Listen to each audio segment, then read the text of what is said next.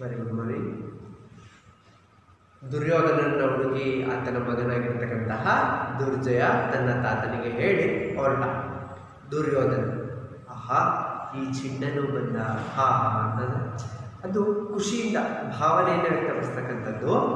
ಈ ಚಿಣ್ಣನು ಬಂದ, ಚಿಣ್ಣನು ಅಂತಂದ್ರೆ ಚಿಕ್ಕ ಹುಡುಗ, ಇನ್ನೂ ಕೂಡ ಬರ್ತಾ ಇದ್ದಾನೆ, ನನ್ನನ್ನು ಬಯಸಿ ನನ್ನನ್ನು ನೋಡಬೇಕು ಅಂತ ಈತ ಬರ್ತಾ ಇದ್ದಾನೆ. ಹೃದಯದಲ್ಲಿ ಸದಾ ಸನ್ನಿಹಿತವಾಗಿರುವ ಪುತ್ರ ಸ್ನೇಹವು ನನ್ನನ್ನೀಗ ದಹಿಸುತ್ತದೆ. ನನ್ನ ಈ ಹೃದಯದಲ್ಲಿ ನನ್ನ ಮಗನ ಮೇಲೆ ಸದಾ ಸನ್ನಿಹಿತ, ನನ್ನ ಹೃದಯಕ್ಕೆ ಸದಾ ಹತ್ತಿರವಾಗಿರ್ತಕ್ಕಂತಹ ನನ್ನ ಪುತ್ರ ಸ್ನೇಹ ಅಂತಂದರೆ ನನ್ನ ಮಗನ ಮೇಲೆ ಇರ್ತಕ್ಕಂತಹ ನನಗೆ ಒಂದು ವ್ಯಾಮೋಹ ಅಂತಕ್ಕಂಥದ್ದು ಈಗ ನನ್ನನ್ನು ದಹಿಸುತ್ತಾ ಇದೆ. ದಹಿಸು ಅಂತಂದರೆ ಸುಳ್ಳು, ಅಂದರೆ ಮಗನನ್ನ ಬಿಟ್ಟು ಹೋಗ್ಬೇಕಲ್ಲ ಅನ್ನುವಂತಹ ಒಂದು ದುಃಖ ಈತನನ್ನ ಸುಟ್ಟಾಗ್ತಾ ಇದೆ. ಹೌದು, ಯಾಕೆಂತಂದ್ರೆ ಅವನಿನ್ನೂ ಕೂಡ ಚಿಕ್ಕ ಹುಡುಗ, ಆತನಿಗೆ ಜಗತ್ತಿನ ಒಂದು ಪರಿಚಯ ಅಂತಕ್ಕಂಥದ್ದು ಇಲ್ಲ, ಜಗತ್ತು ಯಾವ ರೀತಿ ಇದೆ ಅಂತಕ್ಕಂಥದ್ದು ಆತನಿಗೆ ಇನ್ನೂ ಕೂಡ ಅರಿವು ಇಲ್ಲ. ಅಂತಹ ಮಗನನ್ನು ಬಿಟ್ಟು ಹೋಗ್ಬೇಕಾದ್ರೆ ಇಂತಹ ತಂದೆ ತಾಯಿಗಾದ್ರೂ ಕೂಡ ದುಃಖ ಆಗುತ್ತೆ. ಆ ಒಂದು ದುಃಖ ಇವರನ್ನ ಸುಡ್ತಾ ಇದೆ. ನನ್ನ ತೊಡೆಯ ಮೇಲೆ ಮಲಗಲು ಯೋಗ್ಯನಾದ ಈ ಎಸುಳೆ ದುರ್ಜಯನು ದುಃಖ ಎಂಬುದರೇನೆಂಬುದನ್ನೇ ಅರಿಯ.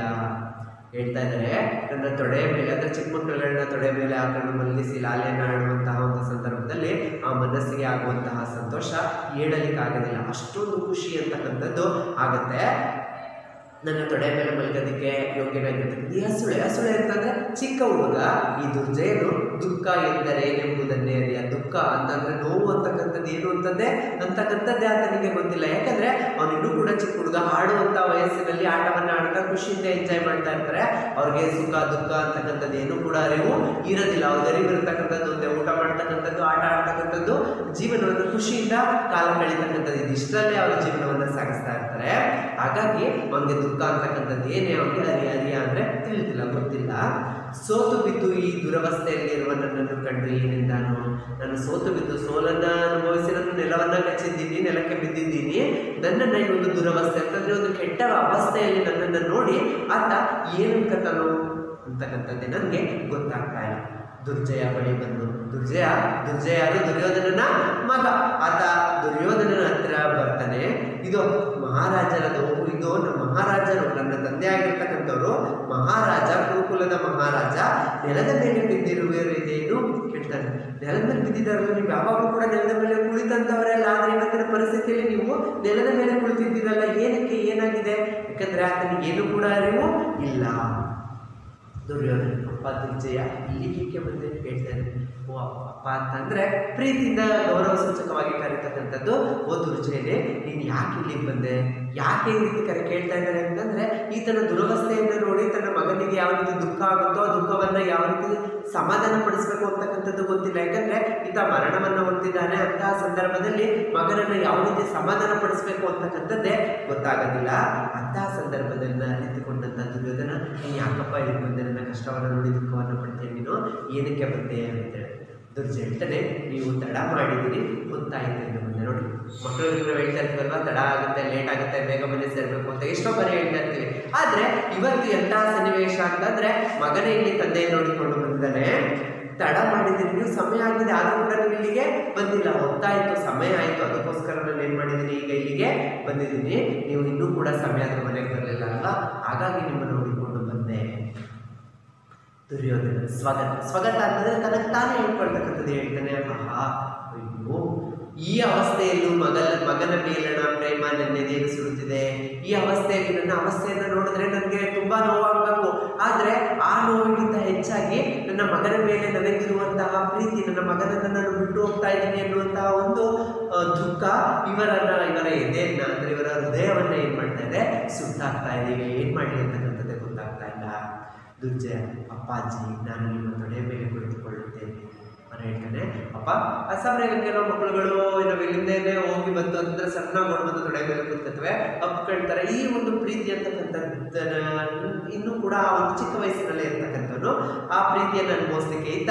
ನಾನು ನಿಮ್ಮ ತೊಡೆ ಮೇಲೆ ಕೂತ್ಕೋತೀನಿ, ನಾನು ನಿಮ್ಮ ತೊಡೆ ಮೇಲೆ ಕೂತ್ಕೋಬೇಕು ಅಂತ ಅನ್ನಿಸ್ತಾ ಇದೆ ಅಂತ ಅಂದ್ಬಿಟ್ಟು ಕೂತ್ಕೊಳ್ಳಿಕ್ಕೆ ಹೋಗ್ತಾನೆ. ಆದರೆ ಕೂತ್ಕೊಳ್ಳಿಕ್ಕೆ ಆಗಲ್ಲ. ಆಗ ದುರ್ಯೋಧನ ಹೇಳ್ತಾನೆ, ನಿವಾರಿಸಿ ಅದನ್ನು ಸಮಾಧಾನ ಪಡಿಸ್ತಾ, ಇಲ್ಲ ಅಪ್ಪ ಆಗೋದಿಲ್ಲ, ನೀವು ಕೂತ್ಕೋಬೇಡ. ದುರ್ಜಯ, ಅಪ್ಪ ಕಷ್ಟ, ದುರ್ಜಯ ತುಂಬ ಕಷ್ಟ ಆಗ್ತಾ ಇದೆ, ನೋವು ಆಗ್ತಾ ಇದೆ, ಆಗಲ್ಲ ನೀನು ಇವತ್ತು ತೊಡೆ ಮೇಲೆ ಕೂರಲಿಕ್ಕೆ ಎಂದು ನೊಂದ್ಕೋತಾ ಇದ್ದಾರೆ. ಮಕ್ಕಳು ಪ್ರೀತಿಯಿಂದ ಆಡಿಕೊಂಡು ಬೆಳೀತಕ್ಕಂಥ ಜಾಗ ಅಂತಂದರೆ ತಂದೆ ತಾಯಿಯ ಮನೆ. ಆ ಒಂದು ಸ್ಥಾನವೂ ಕೂಡ ಮಕ್ಕಳಿಗೆ ಸಿಗಲಿಲ್ಲ ಅಂತಂದರೆ ಎಷ್ಟೊಂದು ನೋವು ದುಃಖ ಅಂತಕ್ಕಂಥದ್ದು ಎಂಥವರಿಗೆ ಆಗುತ್ತೆ ಅಂತಕ್ಕಂಥದ್ದು ಇಲ್ಲಿ ಮೂಡಿ ಬರುವಂತಹ ಪ್ರಶ್ನೆ. ನೊಂದ್ಕೊಂಡು ನನ್ನ ಕಣ್ಮಣಿ, ನನ್ನ ಕಣ್ಣಿನಲ್ಲಿ ಇರ್ತಕ್ಕಂತಹ ಅಂತಂದರೆ ನನ್ನ ಕಣ್ಣನ್ನ ರೆಪ್ಪೆ ಯಾವ ರೀತಿ ಕಾಪಾಡುತ್ತೋ ಆ ರೀತಿ ಸದಾ ಕಾಲ ನಾನು ನನ್ನ ಮಗನನ್ನು ಕಾಪಾಡಬೇಕು ಅಂತ ಅಂದ್ಕೊಂಡಿದ್ದೆ. ಆದರೆ ಈಗ ಅದು ಆಗ್ತಾ ಇಲ್ಲ. ನನ್ನ ಹೃದಯಾನಂದದ ಮುಖಂಡ, ನನ್ನ ಹೃದಯದಿಲ್ಲ, ಆ ಖುಷಿಗೆ ಮೂಲ ಕಾರಣೀಭೂತ ಯಾರಪ್ಪ ಅಂತಂದರೆ ಅವನ ಮಗ ಯಾರು? ದುರ್ಜಯ. ಆಗಿರ್ತಕ್ಕಂತಹ ಈ ನನ್ನ ಚಂದ್ರವದನ ಕಂದ. ಚಂದ್ರವದನ ಅಂತಂದ್ರೆ ವದನ ಅಂದರೆ ಮುಖ, ವದನ ಅಂದರೆ ಮುಖ. ಚಂದ್ರನಂತಹ ಮುಖ ಅಂದರೆ ಗುಂಡು ಗುಂಡಾದಂತಹ ಮುಖವನ್ನು ಉಳ್ಳಂತಹ ರೌಂಡ್ ಫೇಸ್ ಹೊಂದಿರತಕ್ಕಂತಹ ಕಂದ ಇವತ್ತು ನನ್ನ ಮಗ ಕಾಲ ವಿಪರ್ಯಾಸದಿಂದ ಸುಡುವ ಬೆಂಕಿ ಅಂತ ಆದ.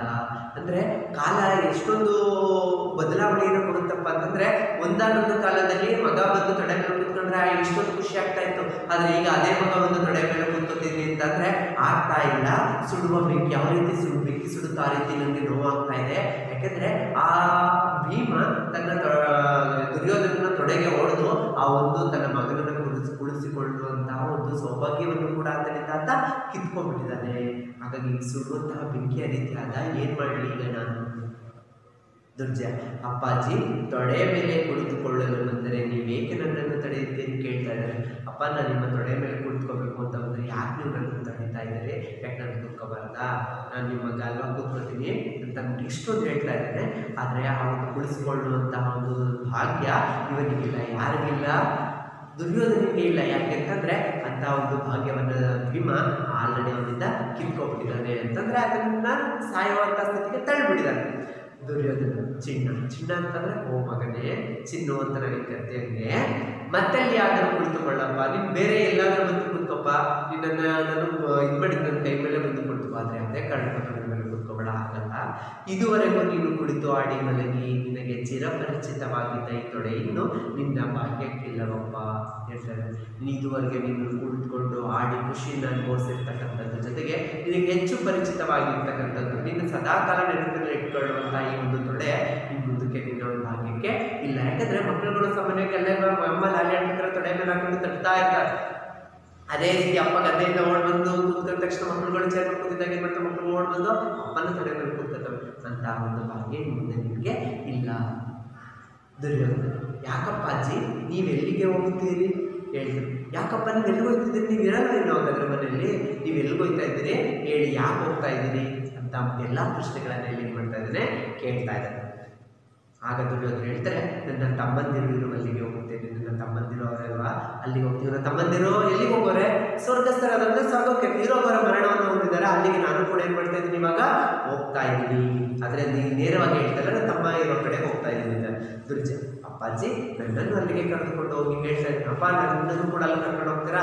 ನಾನು ಕೂಡ ಅಲ್ಲಿಗೆ ಬರ್ತೀನಿ. ಯಾಕಂದರೆ ಅಲ್ಲಿ ನೀವು ಎಲ್ಲಿ ಇರ್ತೀರೋ ನಾವು ಕೂಡ ಅಲ್ಲಿ ನಮ್ಮ ಮಗುಗೆ ಸಾವು ಅಂದರೆ ಏನು, ಸಾವಿನ ನಂತರದ ಒಂದು ಪರಿಚಯ ಆ ಮಗುಗೆ ಇಲ್ಲ. ಹಾಗಾಗಿ ಹೇಳ್ತಾ ಇದ್ದಾನೆ, ನಾನು ಕೂಡ ಏನು ಮಾಡ್ತೀನಿ ಬರ್ತೀನಿ ಅಂತ ಕೇಳ್ಕೊತಾ ಇದ್ದಾನೆ. ಆಗ ದುರ್ಯೋಧನ ಹೇಳ್ತಾನೆ, ದುರ್ಯೋಧನಿಗೆ ಕೋಪ ಕಡಿಮೆ ಆಗಿದ್ರು, ಭೀಮನ ಮೇಲೆ ಕೋಪ ಕಡಿಮೆ ಆಗಿಲ್ಲ. ಅದಕ್ಕೆ ಈ ಮಾತನ್ನು ಹೇಳ್ತಾನೆ, ಹೋಗು ಮಗನೇ, ಹಾಗೆಂದು ದುರ್ಯೋಧನನ್ನು ಕೇಳು. ಹೋಗು ಮಗನೇ, ನಾನು ಕೂಡ ನಮ್ಮ ತಂದೆ ಜೊತೆ ಹೋಗ್ಬೇಕು ಅನ್ನುವಂಥ ನಿನ್ನ ಒಂದು ಅಭಿಲಾಷೆ ಇದೆಯಲ್ಲ, ಆ ಅಭಿಲಾಷೆಯನ್ನು ಯಾರ ಮುಂದೆ ವ್ಯಕ್ತಪಡಿಸು? ವೃಕೋದರ ಅಂತಂದರೆ ಭೀಮ. ಯಾಕೆ ಅವನನ್ನ ವೃಕೋದರ ಅಂತ ಕರಿತೀವಿ ಅಂತಂದರೆ ಭೀಮನಿಗೆ ತೋಳದಂತಹ ಹೊಟ್ಟೆ.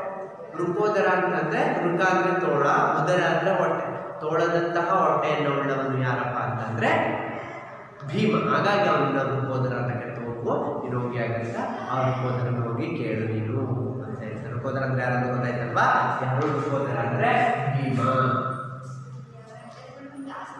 ವೃಕೋದರ ಅಂದರೆ ಭೀಮ.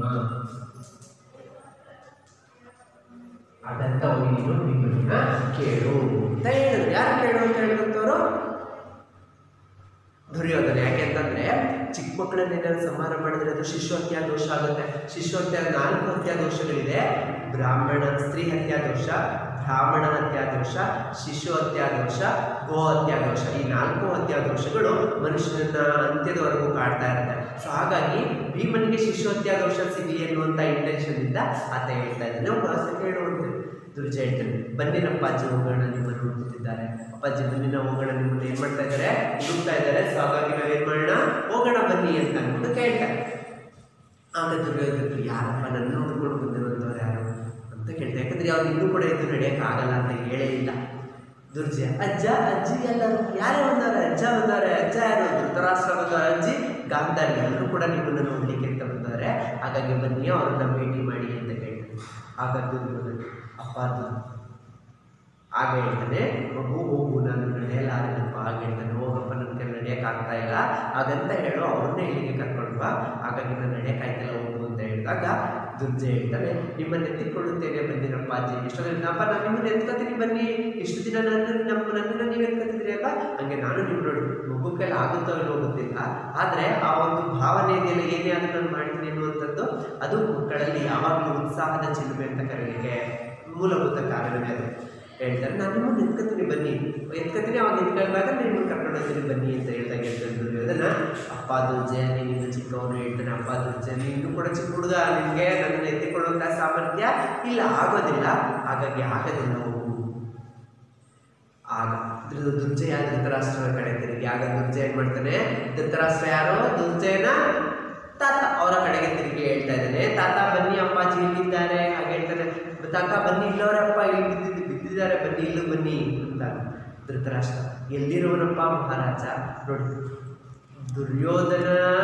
ಧೃತರಾಷ್ಟ್ರನಿಗೆ ಮಗ ದುರ್ಜಯ, ದುರ್ಯೋಧನ ಮಗ. ದುರ್ಜಯನನ್ನ ಬಿಟ್ಟು ದುರ್ಯೋಧನ ಹೋಗಕ್ಕಾಯ್ತಲ್ಲ, ದುರ್ಯೋಧನನ್ನ ಕಳಿಸ್ಕೊಡ್ಲಿಕ್ಕೆ ಧೃತರಾಷ್ಟ್ರನಿಗೆ ಆಗ್ತಾ ಇಲ್ಲ. ಹೌದಲ್ವ, ಇದೇ ಪುತ್ರ ವ್ಯಾಮೋಹ ಅಂತ ಕರೀತಕ್ಕಂಥದ್ದು. ಆಗ ಹೇಳ್ತಾನೆ ಧೃತರಾಷ್ಟ್ರ, ಎಲ್ಲಿರುವನಪ್ಪ, ಎಲ್ಲಿದ್ದಾನೆ ನನ್ನ ಮಹಾರಾಜ, ನನ್ನ ಮಗನಾಗಿರ್ತಕ್ಕಂಥವನು, ಮಹಾರಾಜನಾಗಿ ಮೆರೆದಂಥವನು ಈಗ ಎಲ್ಲಿದ್ದಾನೆ. ಗಾಂಧಾರಿ, ನನ್ನ ಮುದ್ದು ಮಗನಲ್ಲಿದ್ದಾನೆ. ಹೇಳ್ತಾ ಇದ್ದ, ನನ್ನ ಮುದ್ದು ಮಗನ ಜಾಸ್ತಿ ಪ್ರೀತಿ ಪಡ್ತಕ್ಕಂಥ, ಜಾಸ್ತಿ ಇಷ್ಟಪಡ್ತಕ್ಕಂತಹ ಮಗ ಯಾರು, ದುರ್ಯೋಧನ, ಅವನು ಎಲ್ಲಿದ್ದಾನೆ ಹೇಳಿ ಅಂತ ಹೇಳ್ತಾನೆ. ಆಗ ದುರ್ಜಯ ಹೇಳ್ತಾನೆ, ಇದು ಮಹಾರಾಜರು ನೆಲದ ಮೇಲೆ ಬಿದ್ದಿದ್ದಾರೆ. ಹೇಳ್ತಾ ಮಹಾರಾಜರು ನೆಲದ ಮೇಲೆ ಬಿದ್ದವ್ರೆ, ಹಾಗಾಗಿ ಬನ್ನಿ ನೀವೇ ಮಾತಾಡಿ ಬನ್ನಿ, ಅವಕ್ಕೆ ಹೇಳಕ್ಕಾಗ್ತಾ ಇಲ್ಲ ಅಂತ ಹೇಳ್ತಾನೆ. ಧೃತರಾಷ್ಟ್ರ ಬಳಿ ಸಾರಿ ತಡಬರಿಸಿ ಮುಟ್ಟಿ, ಬಳಿ ಸಾರಿ ಅಂತಂದ್ರೆ ಹತ್ತಿರಕ್ಕೆ ಬಂದು ತಡಬರಿಸಿ ಕೆಳಗಡೆ ಮುಟ್ತಾ ಇದ್ದಾರೆ. ಯಾಕಂದ್ರೆ ಕಣ್ಕಾಣದಲ್ವಾ, ಮುಟ್ಟಿ ನೋಡ್ತಾ ಇದ್ದಾರೆ. ಆಮೇಲೆ ಕೊನೆಗೆ ರಾಜ ಸಿಕ್ತ, ರಾಜ ಅಂದ್ರೆ ಏನೋ ದುರ್ಯೋಧನ ಸಿಕ್ತ. ಇವನೇನು ಮಹಾರಾಜನು, ಇವು ನನ್ನ ನಿಜವಾಗ್ಲೂ ಮಹಾರಾಜ, ಇವು ನನ್ನ ನಿಜವಾಗ್ಲೂ ದುರ್ಯೋಧನ. ಲೋಕಕ್ಕೆಲ್ಲ ಏಕೈಕ ನಾಯಕನೆನಿಸಿ, ಲೋಕಕ್ಕೆ ಇಡೀ ಲೋಕದಲ್ಲೆಲ್ಲ ಏಕೈಕ ನಾಯಕ, ಒಬ್ಬನೇ ಶ್ರೇಷ್ಠ ನಾಯಕ ಅಂತ ಅನಿಸ್ಕೊಂಡವನು ಯಾರು, ದುರ್ಯೋಧನ. ಬಂಗಾರದ ಕುಂಭದಂತೆ ಧೀರೋನ್ನತನಾಗಿದ್ದ ನನ್ನ ಮಗನಿದ್ದು. ಬಂಗಾರದ ಕುಂಭಗಳು ಅಂತಂದ್ರೆ ದೇವಸ್ಥಾನದಲ್ಲಿ ಕಳಶ ಯಾವಾಗ ಹಿಂಗಿರುತ್ತೆ, ಮೇಲಿರುತ್ತೆ, ಮೇಲೆಲ್ಲ ದೇವಸ್ಥಾನದಲ್ಲಿ ಕಳಶ ಇರ್ತಕ್ಕಂಥದ್ದು, ಆ ರೀತಿ ಇರ್ತಕ್ಕಂಥದ್ದು ಧೀರೋನ್ನತನಾಗಿರ್ತಕ್ಕಂಥದ್ದು, ಅಂದ್ರೆ ಶ್ರೇಷ್ಠ ವ್ಯಕ್ತಿತ್ವವನ್ನು ಉಳ್ಳಂತಹ ನನ್ನ ಮಗ ಇವತ್ತು ಮುರಿದು ಬಿದ್ದಿರುವಂತಹ ಮಹಾದ್ವಾರದ ಲಾಳಗುಂಡಿ ಕೆತ್ತನೆಯಲ್ಲಿ ಬಿದ್ದಿದ್ದಾನೆ. ಮುರಿದೋಗಿದ್ದು ಮಹಾದ್ವಾರ ಅಂತಂದ್ರೆ ಮೇನ್ ಡೋರ್ ಅಲ್ಲಿ ಏನ್ ಮಾಡಿರ್ತೇವೆ, ಲಾಳಗುಂಡಿ ಕೆತ್ತನೆ, ಲಾಳಗುಂಡಿ ಚಿಲ್ಕ ಏನಾಗಿರುತ್ತೆ, ಯಾವ್ದಲ್ವಾ ಮುರಿದೋಗಿರುತ್ತೆ, ಕೆಳಗಡೆ ಬಿದ್ದೋಗಿರುತ್ತಲ್ಲ ಚಿಲ್ಕ, ಆ ರೀತಿ ಆಗಿದ್ದಾನೆ. ಇಡೀ ನಮ್ಮ ಪೂರ್ವಂಶಕ್ಕೆ ಬಲಿಷ್ಠವಾಗಿರ್ತಕ್ಕಂಥ ಎಲ್ಲವನ್ನ ತಡೆಯುವಂಥ ಸಾಮರ್ಥ್ಯ ಇತ್ತು, ಹಾಗಾಗಿ ಅವ್ರನ್ನ ಮಹಾದ್ವಾರ ಅಂತ ಕರೆದಿರೋದು. ಅಂತಹ ವ್ಯಕ್ತಿ ಇವತ್ತು ನೆಲಕ್ಕೆ ಬಿದ್ದೋಗಿದ್ದಾನೆ ಅಂತಂದ್ರೆ ಏನರ್ಥ, ಇದು ಏನಾಗಿದೆ. ಯಾಕಂದ್ರೆ ಧೃತರಾಷ್ಟ್ರನಿಗೆ ಕಣ್ಣು ಕಾಣ್ತಾ ಇಲ್ಲ, ತನ್ನ ಮಗನ ಮೇಲೆ ವ್ಯಾಮೋಹ ಅತಿ ಹೆಚ್ಚಾಗಿ ಕಾಡ್ತಾ ಇದೆ. ಗಾಂಧಾರಿ ಹೇಳ್ತ, ಮಗನೇ ಸುಯೋಧನ ಬಹಳ ಬಳಲಿರುವೆ ಏನಪ್ಪ ಹೇಳ್ತಾರೆ. ಓ ಮಗನೇ ಸುಯೋಧನನೇ, ದುರ್ಯೋಧನ ಪ್ರೀತಿ ಪಾತ್ರದಿಂದ ಹೇಳ್ತಾ ಇರ್ತಕ್ಕಂಥದ್ದು, ನೀನು ತುಂಬಾ ಬಳಲಿರುವೆ, ತುಂಬಾ ನೋವಾಗ್ತಾ ಇದೆಯಾ, ಆಯಾಸ ಆಗ್ತಾ ಇದೆಯಾ, ನೀನು ಏನಾಗ್ತಾ ಇದೆ ಹೇಳು. ತಾಯಿಯ ಒಂದು ಹೃದಯದ ಅಂತಃಕರಣವೇ ಆ ರೀತಿ ಅಂತಕ್ಕಂಥದ್ದು, ಯಾಕೆ ಏನಾಯ್ತು ಹೇಳು ಅಂತಕ್ಕಂಥ ಸಮಸ್ಯೆಗಳು ಕೇಳ್ತಾ ಇದೆ. ಆಗ ದುರ್ಯೋಧನ ಹೇಳ್ತಾನೆ, ನಿನ್ನ ಮಗನಲ್ಲವೇ ನಮ್ಮ ನಾನು. ದುರ್ಯೋಧನ ಹೇಳ್ತಾನೆ, ಅಮ್ಮ ನಾನು ನಿಮ್ಮ ಮಗ ಅಲ್ಲ, ಹಾಗಾಗಿ ನನಗೆ ಎರಡು ರೀತಿಯಲ್ಲಿ ಅರ್ಥ ಕೊಡುತ್ತೆ. ನಾನು ಕೂಡ ಮನುಷ್ಯ, ನಿಮ್ಮ ಮಗ ಮನುಷ್ಯನಿಗೂ ಆಯಾಸ ಆಗುತ್ತೆ ಅನ್ನುವಂಥ ಒಂದು ಅರ್ಥ. ಇನ್ನೊಂದು ಅರ್ಥ, ಅಮ್ಮ ನಾನು ನಿಮ್ಮ ಮಗ, ಯಾವುದೇ ಕಾರಣಕ್ಕೂ ನನಗೆ ಆಯಾಸ ಆಗಲ್ಲ ಅನ್ನುವಂಥ ಇನ್ನೊಂದು ಅರ್ಥದಲ್ಲಿ ಹೇಳ್ತಾ ಇದ್ದಾನೆ ಯಾರು, ದುರ್ಯೋಧನ. ಮುಂದೆ ಏನಾಗ್ತದೆ ನೆಕ್ಸ್ಟ್ ಕ್ಲಾಸಲ್ಲಿ.